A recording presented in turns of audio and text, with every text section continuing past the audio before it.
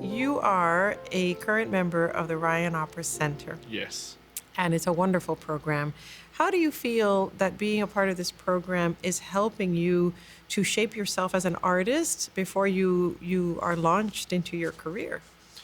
Well, I have to say that thanks to this program, I've been able to experience what it is to perform in a real stage with a real orchestra, with world class singers as your colleagues, with a full choir, a spectacular set. And I don't know if I would have gotten to do that the way that I've done it here anywhere else. That my first year here, I was able to do Chonard in La Boheme, which I think I've told you this before, but watching you in Puerto Rico perform Mimi in La Boheme was my inspiration to Oh, become an opera singer, for real. I didn't know that detail. Yeah. Thank you. No, really. It That's was very in, kind in, of you. in Centro de Bellas Artes and And that was with Cesar with Hernandez, Cesar. who left us too soon.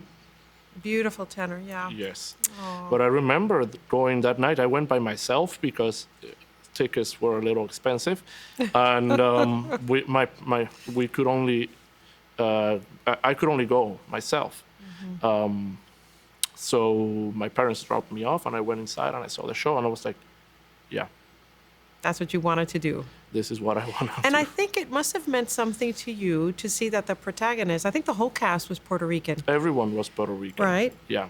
And to see all of us doing our thing, and you already knowing that you have this talent, I think you must have seen yourself, Yeah.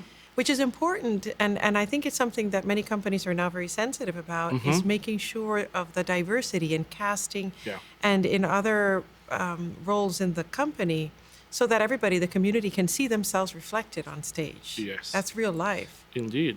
Indeed it is. And it made me feel that it wasn't something unreachable for me.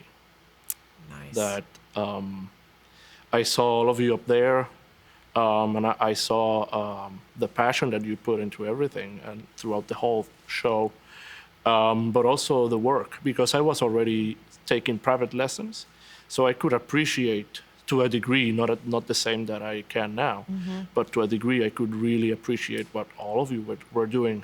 And I was like, well, if I can see them there and they're doing what they love, then I can too if I worked hard enough. I mean, my parents also supported me in this. My dad always tells me, nunca apuntes a la luna, apunta a las estrellas. Entonces, si te quedas en la luna, pues por lo menos trataste de llegar a lo más alto. Pero si apuntas a la luna, no vas a llegar, no sales de la tierra. Wow. Qué sabio. He always, and he tells me this not every day, but sometimes I call him and I'm not feeling too well. And that's one of the things he tells me to motivate me. Just keep pushing and keep working hard, and you'll make it. And that's a wonderful work ethic, to identify what it is that you want to do and to have the structure and the discipline, and you can do it, you can accomplish it. So that's a beautiful message for everyone that's hearing this interview as well. And for Yes. the generations that are going to come after you. That's a very important message too. Yes. That's beautiful. Thank you. Gracias. Gracias a ti. One of my favorite memories here at Lyric is when we got to do Madame Butterfly together. Yeah. And you were cast as Yamadori, Prince Yamadori. That scene is so beautiful. Yeah. And then you were also covering the role of Sharpless. And for, I believe it was 2 performances. Was it 2? 2. You had to fulfill that, and you did it beautifully. Thank you. So that's a testament to your artistry and also to the training and the support that you receive here in the program, which is Indeed. wonderful, right? Yes, absolutely wonderful. I mean, I wouldn't have been able to do it if I hadn't received the training and the experience of stepping up and performing. Especially, I go back to the Chonard because it was the first time that I performed a role in an opera house of this caliber. So I really had to, apretarme los pantalones and just go out and do it. And I did. And I feel that gave me a lot of confidence and strength, emotional strength, to be Good. able to, like what happened the first time that I stepped up at Sharpless.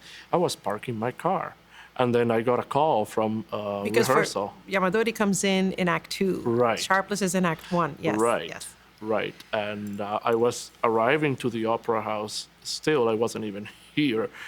And I got that call, and they were like, Ricardo, are you here? And I'm like, I'm parking my car. Is everything okay? No, you need to go step up as Sharpless. And that can happen. Yes. Because yeah. the thing is that we can produce great power and great sound, but if we're under the weather, if we're ill, which is what happened to our wonderful colleague, Yes. then what happens? The show has to go on, Right. right? And here I know that you get that training to be ready to Yes. just go. To just Yeah. step up and go.